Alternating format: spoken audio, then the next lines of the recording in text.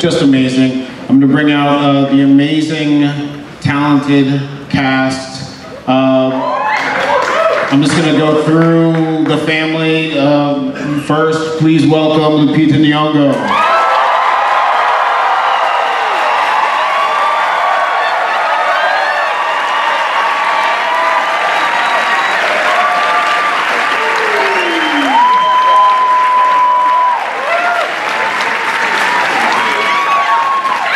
Let's bring out our Gabe Winston Duke. Come on out.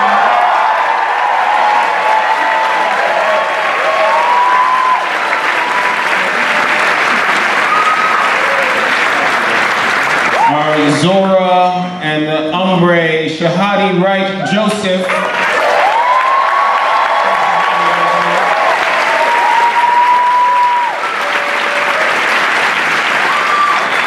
And our Jason Evan Alex, please welcome him.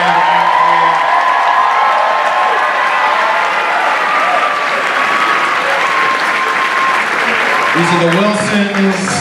We have two of our Tyler family here. Please welcome Josh, Tim Heidecker.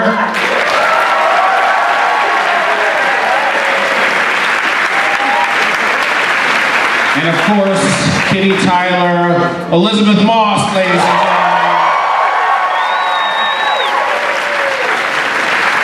All right. I was told to bring them out here, and that's all I know. Well, so we have about 15 minutes for Q&A. There are mics in the audience. You can line up. We'll take as many as we can. And I know we need to see the film 5 more times at least. Good. It's so rich in terms of its feeling is so intense, and then it's just like so provocative in so many different ways. Not really sure where to start, and I wonder if you have a way that you want us to start. Ooh, well, first of all, no spoilers, right?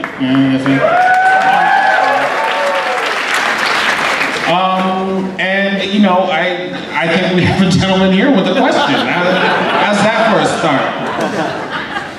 Hi. My name is Tony, and I wanted to ask Lupita specifically a question. You said in an interview a while ago that when you were younger, you were almost afraid to say that you wanted to be an actor.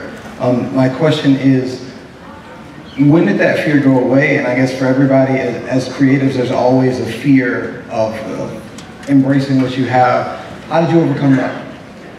Well, I think it came after I graduated from undergrad, and I was in this crisis about what the rest of my life was going to look like. And my mother gave me this book to help me figure things out. And one of the things the book required you to do was to state, in an ideal world, if anything was possible, what would you do? And I wrote down that I wanted to be an actor. And that was the first step, just writing it down. And then I went to her and I said, I think I know what I want to do. And I uttered it out loud. And she was like, I know that. But I just hadn't had the courage to say it out loud. And saying it out loud was liberating, and having my mother support it, you know, was also another step. And then once I decided and, you know, did what I needed to do and went to grad school, I live with courage, which means that you're fearful, but you carry on, you know? And so, working with Jordan Peele it terrified me. I won't lie, because, you know, he said with Get Out, I mean, I was just like, oh my God, you know, he's so intelligent, and he does such incredible things with story, and to think that I was going to be working with him next was just like, I couldn't even compute in my head. But I think it's not about getting rid of fear, it's about using your fear as fuel. So we would do, you know, we would have different days where these guys are playing the different roles, right? So on a day where they're playing the family, that was fun. That was like, everybody came and was being, you know, being their character, being kind of effervescent. And on the days when we played the Red family, there was this different vibe. And Lupita scared the shit out of me. She becoming, I just get word from her assistant, like, Lupita would like to talk to you. And I'm like, uh-oh. And I go into the little room that we got her in, you know, and she'd be like standing in the corner like, and I'd like walk up to her and she'd be like, craft services needs to be improved. Yes. Craft services needs to be improved, done, whatever you need. No, but it's just to say, it was a crazy experience. Every one of these people on stage developed two characters, and not just in a two-dimensional way, in a 3-4-dimensional way. And you know, I really got everybody's individual crazy out of them, and for that, I'm forever proud.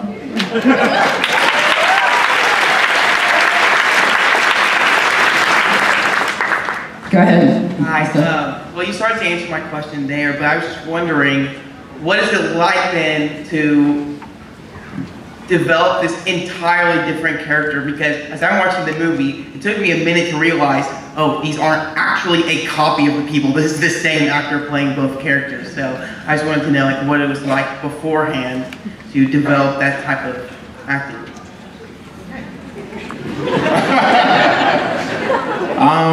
It was really a great challenge, and I think everyone up here took it as such. We took it as a challenge to create, like you said, not copies, but different versions that were affected by the landscapes that they came from. So my own personal approach was to imagine a world where you can't consent to anything. And you have no consent, so it was almost like a lifetime of being raped from the macro to the micro, from free will of choice to like have breakfast to who you choose as a partner. And I thought that it was incredibly sad, and I wanted to capture that with Abraham. So I never actually saw Abraham as a villain. I just thought that Abraham finally got an opportunity to see the light, to come out and see the sky, and actually see for the first time. So it was never like I had to be Gabe or think about Gabe. It was looking at Gabe from Abraham's point of view. It was just like, you have all the things that I want. You get to talk, you get to express all the things that you desire, and I don't get that. You get to see. I have bad eyesight, and you get to wear glasses. So it was always just looking at them from a place of need while looking at the Wilsons from just comfort. I was just so happy at all times. I got to marry the most beautiful woman in the world. I get to have 2 beautiful kids. I got like the most fun neighbors and co-workers. It was just, it couldn't be any better. And Gabe actually, to me, represented just comfort and privilege, so much so that it was literally and figuratively crippling for him. And that's just the point of view. So that was my approach to him. As you said, it was like kind of a fun challenge. But I think that the hardest part for me was really being able to let myself be uncomfortable, because I just don't do that. Like, I'll literally walk away from a situation and have confrontation. So I think that,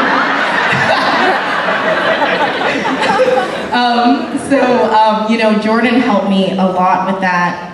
And I think that I'll definitely use that for the future. And now I'm like out of my shell now, so it feels amazing. I feel free.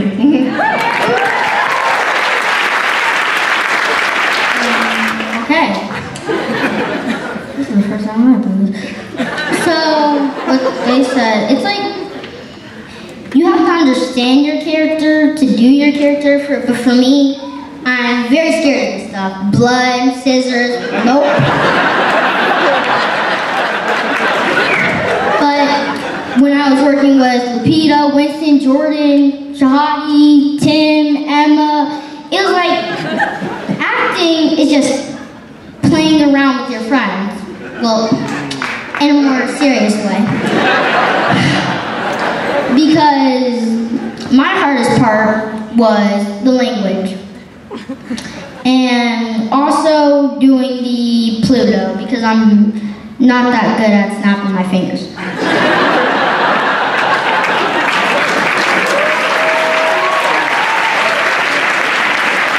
I'm not going to follow that. Why would I follow that? You want to follow that? I didn't think so. All right, wait, another question. Hey, Mr. Peele, I'm a big fan, so questions for you. I remember reading the Get Out script, and it started with Romans 12. And then with this movie, there's a whole lot of references to Jeremiah 11:11 and coincidences. My name is Jeremiah.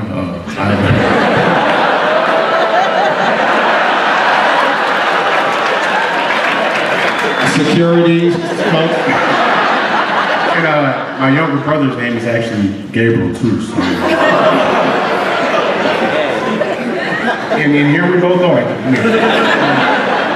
But yeah, I haven't, in any interviews I've read or anything I've watched, I haven't seen anyone really touch upon the religious undertones or any kind of theological meanings in your films. I don't know if you want to touch on that. And then just real quickly too, I noticed with Get Out, the geography was purposely kind of vague. I know you had shot in Alabama before New York, but with this movie, it was all very geographically specific. So did you come up with the themes and then work your way into where it was going to take place? Or did you already know where you want to take place and then what themes can I explore in this location?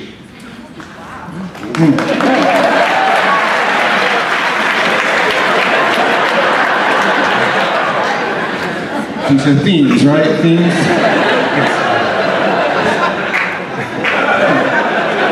Now, you know, I mean, for me, it all kind of, my creative process is this conversation between my gut and my mind.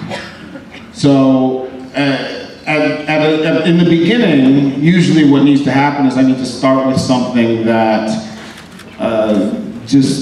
I'm feeling.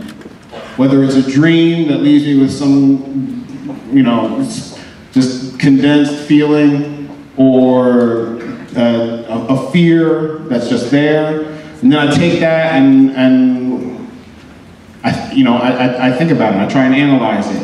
When I get sick of that, I take a break. I sit down and I try to find inspiration. So it's this it's this dialogue within myself.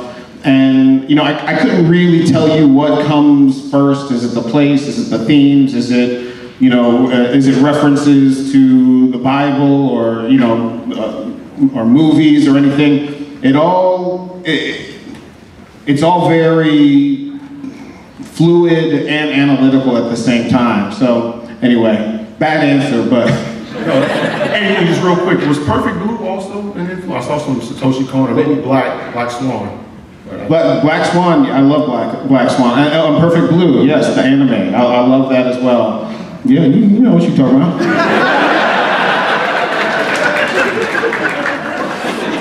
Go ahead. Hi, my name is Andrew. First off, I want to say what an exceptional filmmaker you are with this film and this incredible cast of You have such a wonderful way of putting a lot of depth and layers into the script and with the film itself. It's exceptional amount of skill that takes a really great director to do, and I wanted to say that to you, that you're really, really great. But I also want to ask, because there's so much to think about sometimes with some of the scenes that you go in transition, and I wanted to ask, when the audiences leave today, when they walk away from this film, what do you hope or expect the audiences to walk away with as far as like processing the themes and the meaning of the film? You know, it's a question I'm hesitant to answer because I think my favorite thing is the idea that people will leave ready to have a conversation with whoever they're with. And this is a film that I designed to be both, I have a very clear meaning and commentary I'm trying to strike with this film, but I also wanted to design a film that's very personal for every individual. You know, on the broader strokes of things, this movie is about this country, and when I decided to write this movie, I was stricken with the fact that we are in a time where we fear the other, whether it is the mysterious invader that we think is going to come and kill us or take our jobs, or the faction that we don't live near that voted a different way than us. We're all about pointing the finger, and I wanted to suggest that maybe the monster we really need to look at has our face. Maybe the evil is us.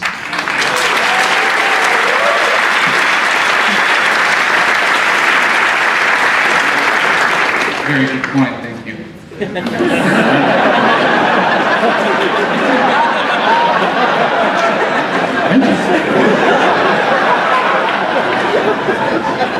Hi, Jordan. One of the things I really enjoyed about the film was your circular storytelling, in which you have ideas coming back after you introduce them at the very beginning. Especially, like, for example, he killed himself with a boat, like, at the very beginning. But one of the things I'm just wondering how you almost came up with those ideas. Did you let the characters develop these ideas themselves, or did you have these ideas like, oh, it'd be cool to look at this guy get murdered through a boat, and then like reapply it to the characters? I'm just wondering how you wrote that linearly or not linearly, you know. Well, you know, when you design a premise and start to follow the threads down to certain choices. You know, Gabe buys a boat. You know, that was a choice. You know, later on when you're writing the script, you're in need of new inspiration, but often you need to look no further than to the work you've already done. Because people love that. People love when you treat them like they're as smart as they are. You know, I think far too often I see movies that presume an audience is dumb. I wanted to sort of presume an audience has the tools to find these things, find these connections, and talk about it and find greater meaning and deeper meaning, and then come back and watch it again. Thank you. Thanks. Unfortunately, this is actually going to be our last question. Go ahead. Oh, excellent. Hi. I just want to give a quick shout out to the strong female characters in this. So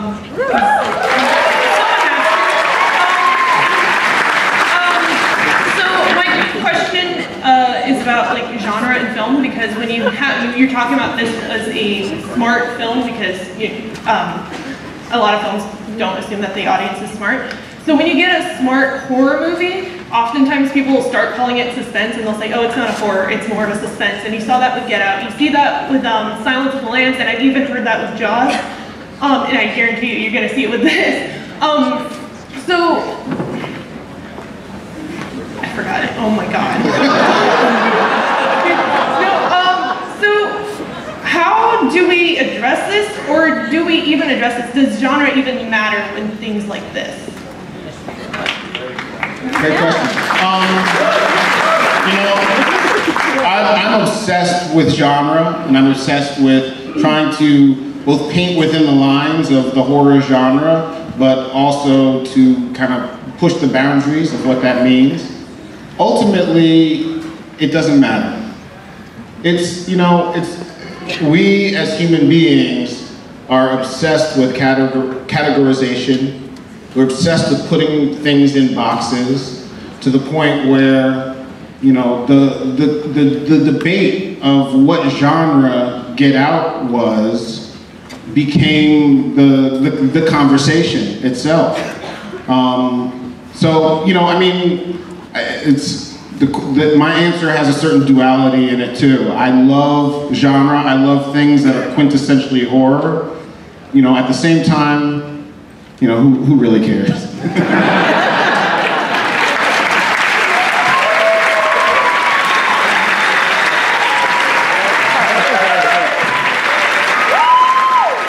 It's an extraordinary privilege for us to present the world premiere of this film. It's so rich and perfectly executed and beautiful, and we're so grateful for you for making this and for bringing it here. Thank you so much.